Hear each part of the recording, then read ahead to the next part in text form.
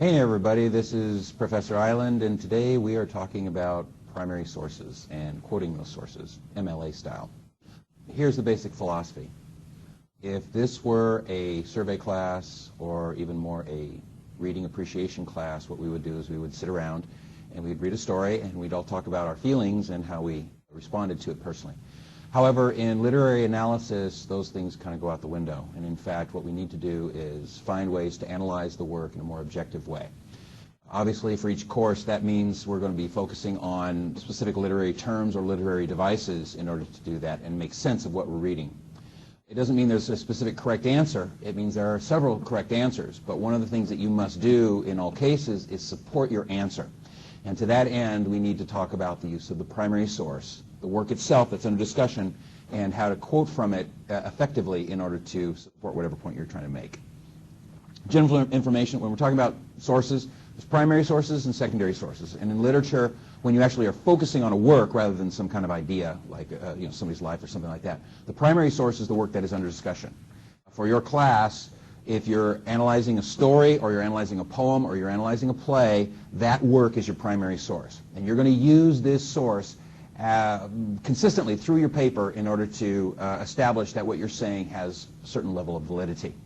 There are also secondary sources. Secondary sources essentially comprise the research of your analysis. This is where you find analysis of the story or biographies or historical information, etc., that you incorporate into your analysis in addition to the primary source in order to support what you're talking about.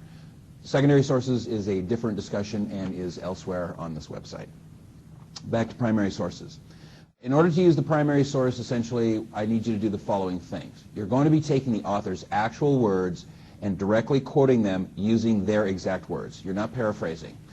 The idea here is that you are going to be making a claim. This is symbolic, and I'm going to ask you to use a piece of the story, a line or two, maybe a phrase from a character, maybe a description of a character from the narrator, and put those exact words into your paper, incorporate them into your paper. And like I said, it could be a word, it could be a phrase, it could be a sentence, it could be a series of sentences depending on how much you need in order to substantiate your point. And what you do is you take those words and you put them in quotation marks to indicate that you're using someone else's words. Directly after that quotation, you're going to give me a citation. The citation is going to be the author's last name, not the character's last name or the character's first name. It's going to be the author's last name and the page number on which you found that particular quotation. You'll put that in parentheses directly following the quotation, and then you will both begin the use of that quotation and end the use of that quotation with your explanation. In other words, you're going to set it up by saying this symbolism occurs at such and such a time in the story. Give me a quotation and then finish it up. This symbol means blah, blah, blah, and you finish it. The quotation itself is not to be used to begin a paragraph or to end a paragraph, or to begin a point or to end a point. The idea is that you're going to make the point in your own words, or you're going to use this quotation and its citation as a support for the point that you're making. Examples of this, for example, would be something along the lines of, if you have directly from the story, if the narrator says he drove through the night, you'll notice that the period directly follows the word night. You will take those exact words, start with quotation marks, he drove through the night, you put closing quotation marks, and then of course you have the citation in parentheses, in this case Jones 34, and you'll notice that the period goes after the citation, not directly after the word night. It has been moved because really your sentence now includes both the quotation and the citation. Exceptions to this are the following. If the narrative or the dialogue has an exclamation point, you include the exclamation point within the quotation marks so that we know how the words were set. However, there is still a period at the end of the citation. For example, if the quote was, "I hate you," exclamation point, it's going to be quotation mark, "I hate you," exclamation point, quotation mark, and then the citation, and then a period. Same thing goes for question marks. Is this your answer? Question mark becomes open quotes. Is this your answer? Question mark, close quotes, citation, period. You'll notice that in each one of those examples, what we have essentially is an entire sentence transposed directly onto your paper, and that is perfectly fine to do that. If you want to get a little bit more sophisticated, if you want to incorporate your own words into the narrative or the dialogue, or incorporate the dialogue into your own words as part of you explaining something, you would use just sections of it. For example, if the sentence that you saw that was helpful to you was the phrase, "She was a modern woman," and you don't want to dump that out there, you want to put it within the context, your sentence might say, "They called Audrey a," and then you take the phrase "modern woman" from your original source, put it in quotation marks, and then close the citation, Jones 34, period. You can also edit a quotation for your own purposes in order to pick out the parts that are important or that are salient to the point that you're making. For example, if the original sentence was, "Her attributes included a strong personality, a big heart, and a devastating smile," you would then rephrase that. You'd identify who she is for clarity, and you would only use the part that you're using specifically. Gilda was known for her, open quotes, strong personality, and then you'll notice there's an ellipse there, those 3 dots. That tells us that you've taken something out of that quotation. You're not changing the meaning. You can't take out words like "not" or something along those lines to change it into something else. But you're condensing it into something that more practically fits the way your sentence is written. So we have strong personality, ellipses, big heart, and ellipses, devastating smile. Close the quotations, put your citation, and you have a period there. And now you'll notice that sentence is a mixture of you, and it's a mixture of the primary text, and it really encapsulates the point that you're trying to make. Or if the original sentence was, "Ernest Hemingway was considered a man's man," you can then also incorporate just a phrase from that into your sentence. What's important here is that all the previous examples I gave you, the citation ended the sentence, and so the period went there. What I need to emphasize in this particular case is that no matter where you put the quotation in your sentence, that quotation is going to be immediately followed by the citation. And if the sentence is going to continue, instead of putting a period there, you'll put a comma and then continue your sentence. For example, sometimes referred to as, open quotes, "a man's man," close quotes, Jones 34, comma, Hemingway engaged in traditionally masculine endeavors such as drinking, big game hunting, and world travel. In this case, your research about who Hemingway was is elaborating on this resource that you found. And more importantly, you're incorporating that into a longer sentence of yours. And you'll also notice that the citation cites the quotation. If you put the citation at the end of your sentence, as some people are wont to do, it implies that the entire sentence is from Jones. And in this case, this would not be true. Make sure that your citation directly follows the quotation and is not simply put at the end of the sentence, because you do not want to imply that some point that you're making or a point that you found somewhere else is attributed to the author that you're citing. Direct quotation is important. It is required for each body paragraph of every work you do for me, and that includes tests, includes papers.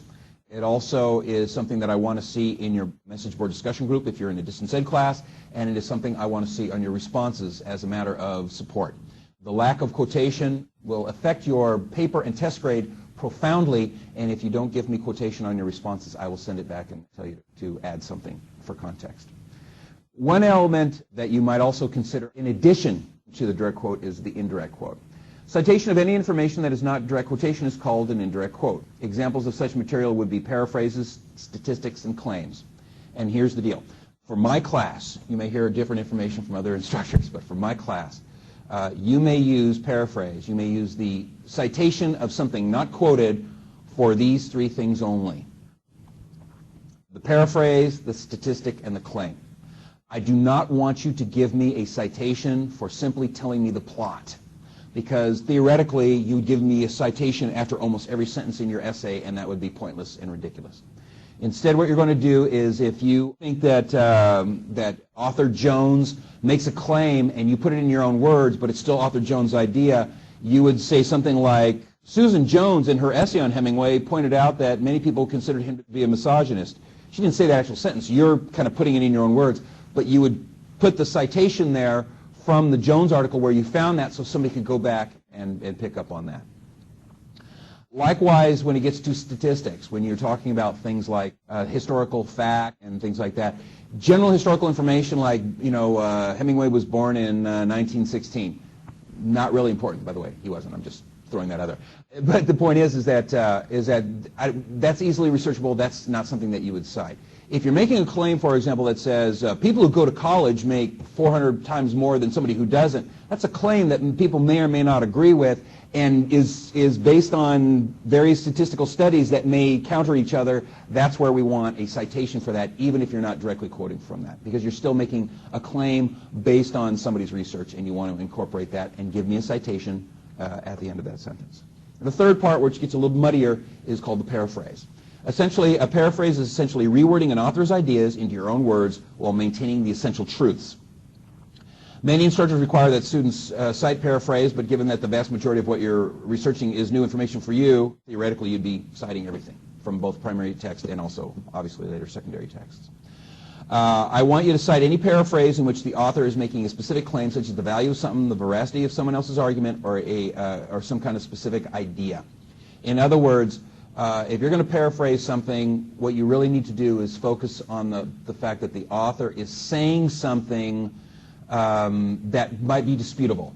And therefore, you're going to cite it because you're going to say, this is this person's opinion, not someone else's. For example, when you get to indirect quotation examples, Edgar Allan Poe is believed to be one of the greatest writers ever. That is a critic's, an author's perspective. That is their view of something. And if you were doing a biographical analysis for your message board discussion group, in some ways this might be your primary source. You want to refer to it, but you don't necessarily need to use the sentence. You do want to attribute that opinion to this particular author. And so it would be something along the lines of, Jones claims that Poe is one of the best writers in history. Put it in your own words, but you still give Jones credit for that idea. Hemingway's portrayal of women consistently reveals his biases against them. And again, you have something like, Jones claims that Hemingway's works reveal a bias against women, and you put the citation there at the end of the sentence. Again, the citation at the end of the sentence means that entire sentence, that entire idea is Jones' idea. Stephen King once said that he is sure he will never win a Pulitzer Prize for literature. And then what you would do is you'd say, King is reported to have claimed he would never win a literary award. Notice you've generalized the point. It's still the same thing. You give Smith the credit for that. Keep in mind is that you make reference especially to different resources in the same sentence. You want to identify which information came from which author. In the following sentence I'm going to give you here, notice that the information has been clearly defined as to who made what claim. Research tells us that better libraries mean higher reading scores. See McQuillan 43 and studies reviewed in Krashen 235. And Keith Curry Lance has provided evidence confirming the positive impact of library staffing on reading achievement, Lance 994. You'll notice there that what you've done is you've done your research and you found a couple things. You want to stick them together in the same sentence because they're kind of on the same topic, but they're from different people. You can tell who belongs to what because the citation after one set of words clearly identifies that what preceded it belonged to those particular authors and it was those authors' opinions, and what's at the end of the sentence was actually for the second half of that particular sentence. This kind of identifying things in this particular way is important and helpful because of the following important aspect of what we're doing in a class like this.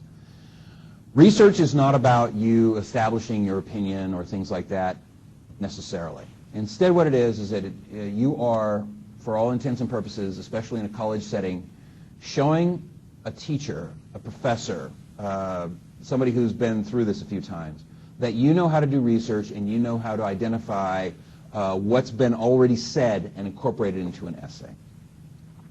As part of that, we want to know that you are able to correctly and accurately and clearly attribute what belongs to whom in terms of their opinions and their ideas. This actually adds credibility to your essay.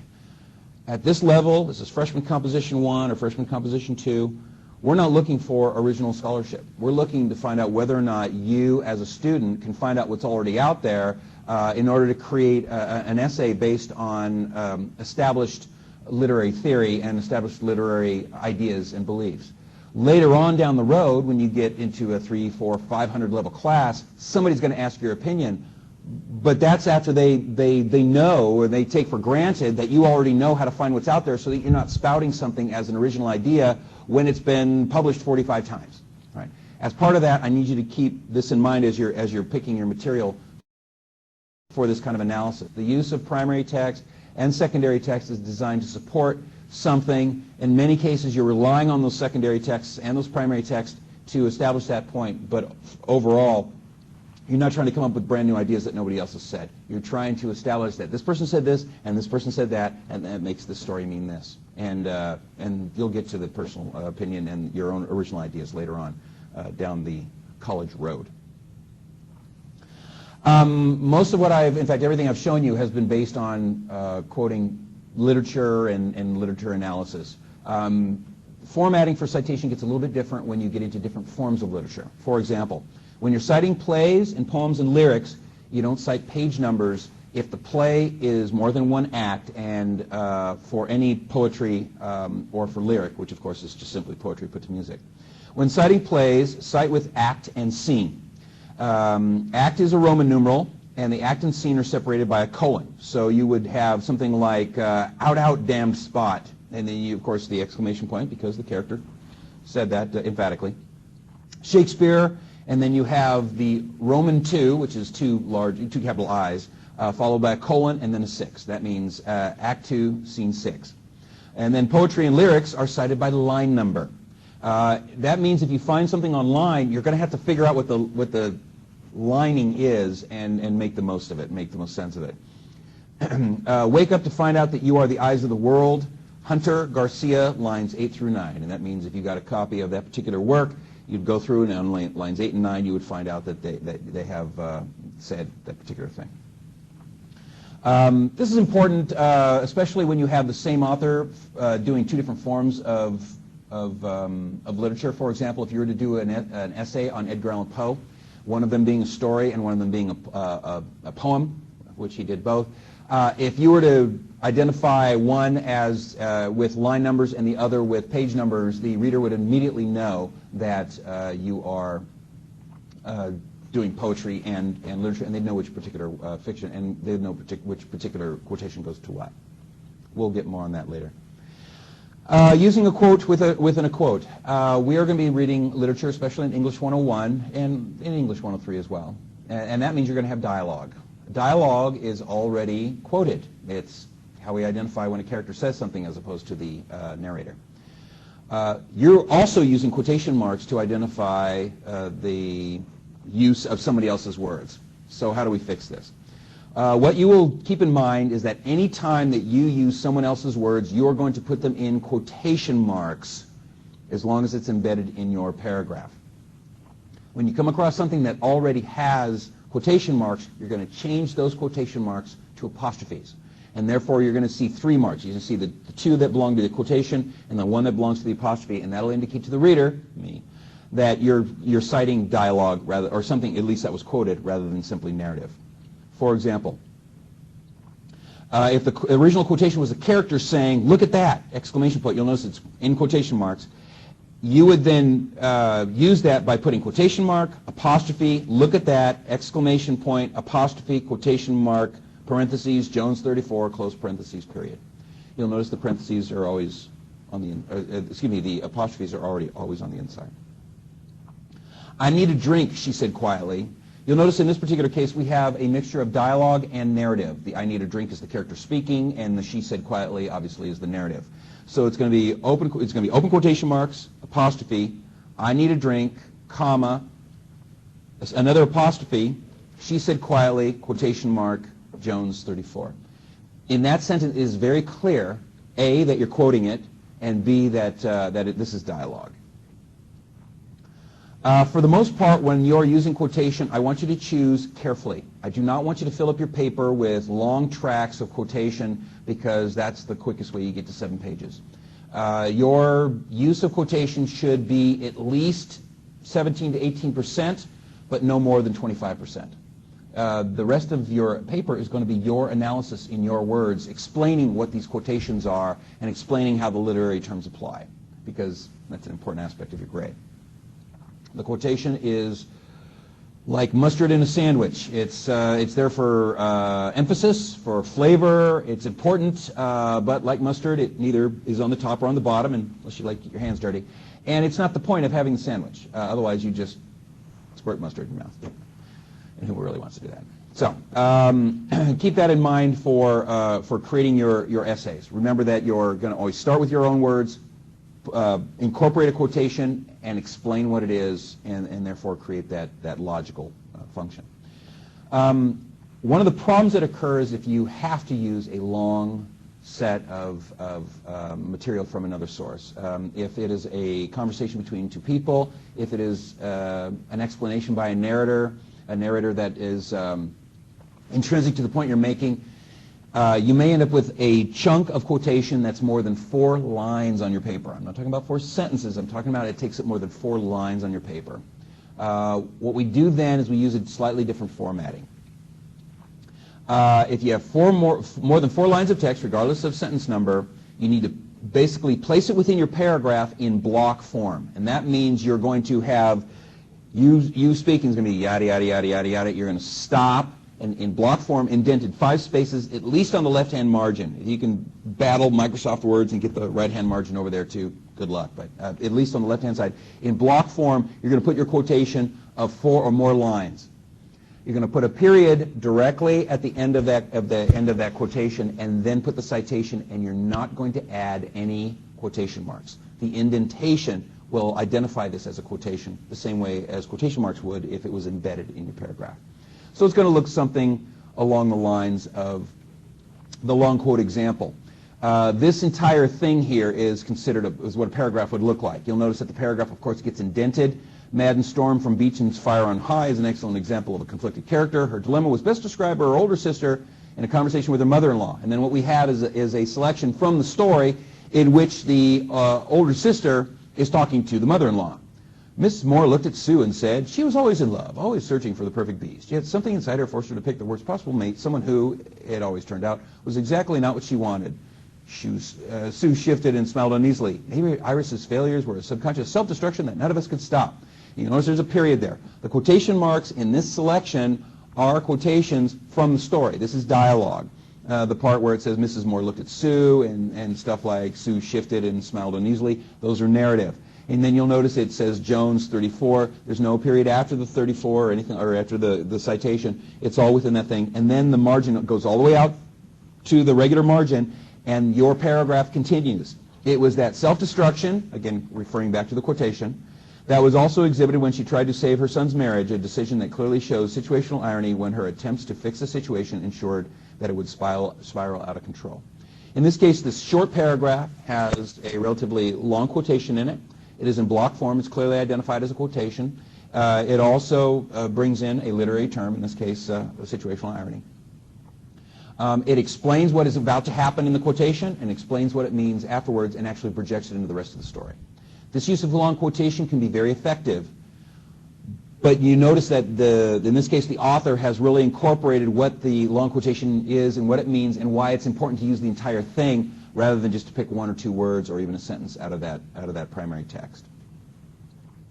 In the same way, conversations, especially for certain works like, for example, by Hemingway, in which it becomes a little bit unclear as to who's saying what, long conversations also need to be indented in that block form.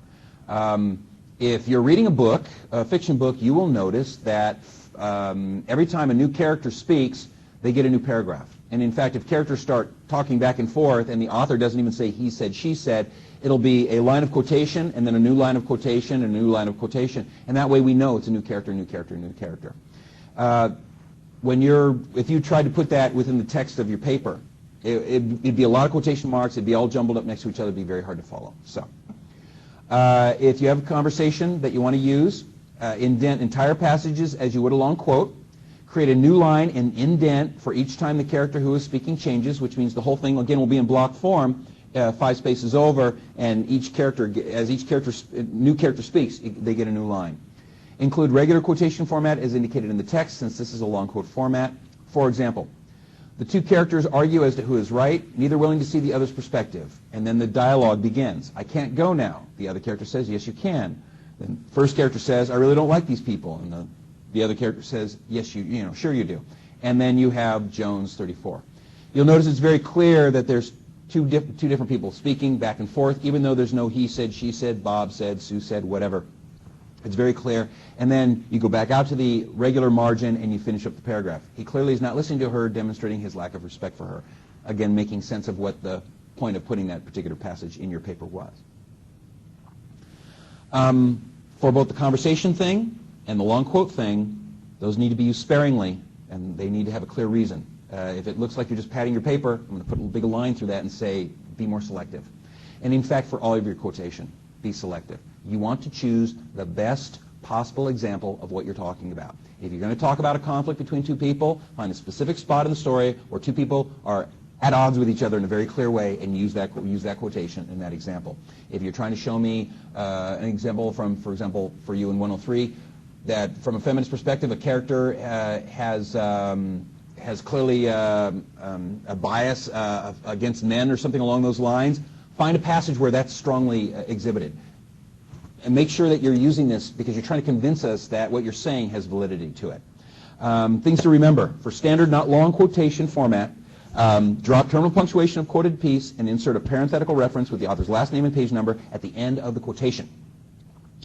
Then put a period, comma, semicolon, or other appropriate punctuation at the end of that. Leave in question mark or exclamation point, but still in the citation with a period. In a long quote, parenthetical goes after the terminal punctuation. Use text for support. It is not meant to be self-explanatory. Make sure the text you use is clearly directly related to your point, and don't use too many. One or two will suffice in most cases for each body paragraph, depending on the length of it. We will get to secondary sources in another discussion, but many of the things that I discussed here are relevant, including the amount of text to use and the basic formatting for it. Keep in mind that this is something you're going to be doing not only in this class consistently, but also in other classes as well. This is basic standard MLA formatting, and for any literature class this is going to apply. You will need to master that for this class. So review this if you need to, and in the meantime, work on your papers and stay in touch.